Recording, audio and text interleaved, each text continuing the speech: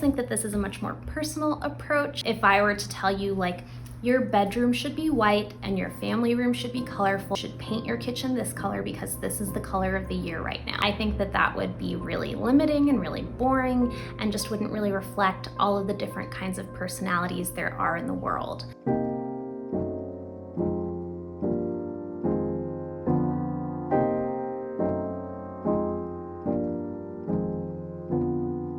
Welcome to episode 6 of Homeschool. Homeschool is a series to help you develop your personal style at home. And a really important tool for expressing your personality in your home is through color.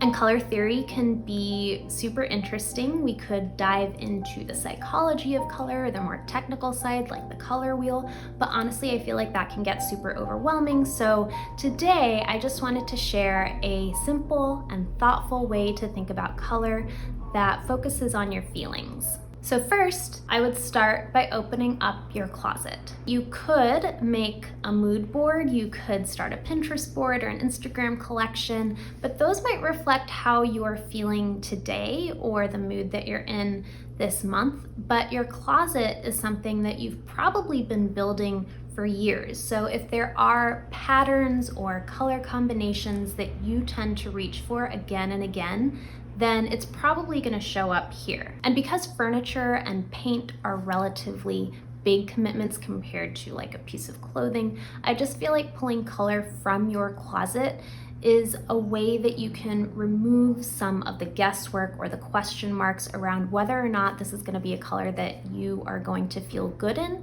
or whether this is something that you might get tired of in the long term. So for example, I would not recommend painting your bedroom lavender if you don't own or wear any shades of purple. That is something that I have done.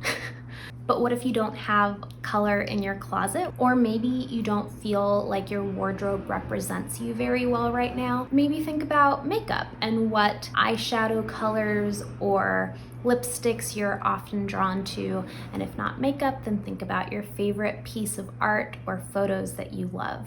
And it is possible that you love black and white and neutrals, but I think that a lot of people kind of start without color as a default and maybe get stuck there.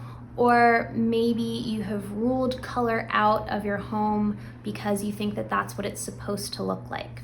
So for example, when I graduated from college and was living in my first apartment, it was mostly gray. I painted the walls gray, I had a beige sofa, and I was really into like concrete, black and white photos. And looking back, I realized that I think that's what I thought it needed to look like in order to feel grown up or sophisticated. So now I think it's much more important to ask yourself, how do you want to feel in your home or in a room? And what colors make you feel that way? In my early 20s, I had moved overseas. I was living halfway across the world from my family and all of my friends. And if I'd asked myself then how I wanted to feel, I probably would have said comforted. And if I'd asked myself which colors make me feel most comforted, I don't think it would have been gray or beige. And there's this really interesting book called Chromophobia by David Batchelor, where he talks about a lack of color or a fear of color as being a Western ideal. And then in the book Joyful, written by Ingrid Fettel-Lee, she also talks about how Western society has a cultural bias towards sophistication and away from joy. And she actually references this German writer, Johann Wolfgang von Goethe, who wrote in 1810 that savage nations, uneducated people, and children have a predilection for vivid colors, but that people of refinement avoid vivid colors in their dress and the objects that are around them, and seem inclined to banish them altogether from their presence.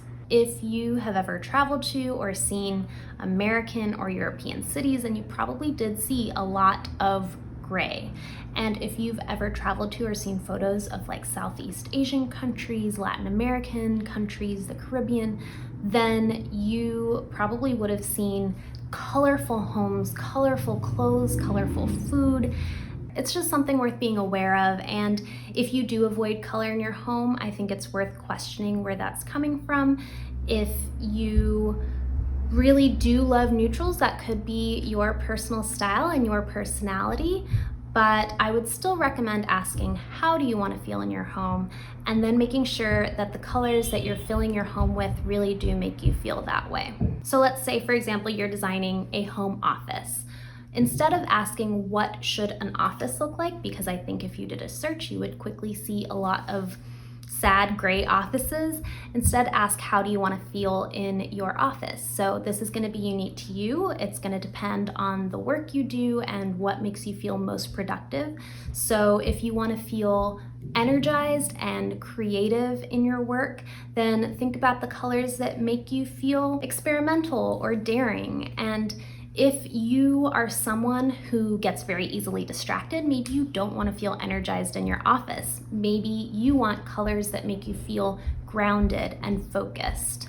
I just think that this is a much more personal approach than if I were to tell you, like, your bedroom should be white and your family room should be colorful and you should paint your kitchen this color because this is the color of the year right now. I think that that would be really limiting and really boring and just wouldn't really reflect all of the different kinds of personalities there are in the world. So as homework for this week, start paying attention as you're getting dressed in the morning to what colors make you feel most confident, what colors make you feel most yourself, what colors make you feel most creative, because it's not going to be the same for everyone. And if you live with someone else or other people, then this is a really good conversation to start having together.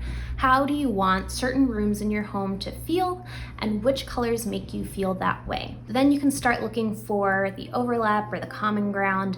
But I will say, make sure that you are using photos or actual objects.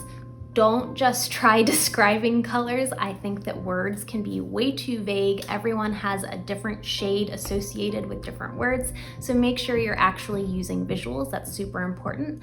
And then you can start looking for the colors that overlap and the color combinations that go together.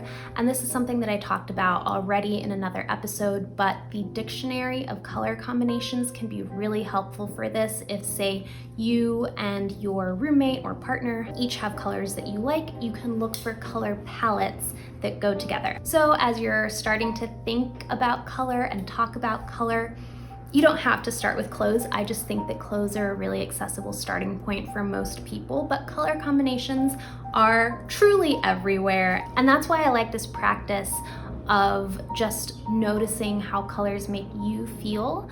And I also think it's kind of a mindful practice. So I hope that this episode gave you some food for thought this week. I'm trying to keep it short this week, so I'm gonna leave you with that short mindful practice as a little bit of homework, and I will see you next week.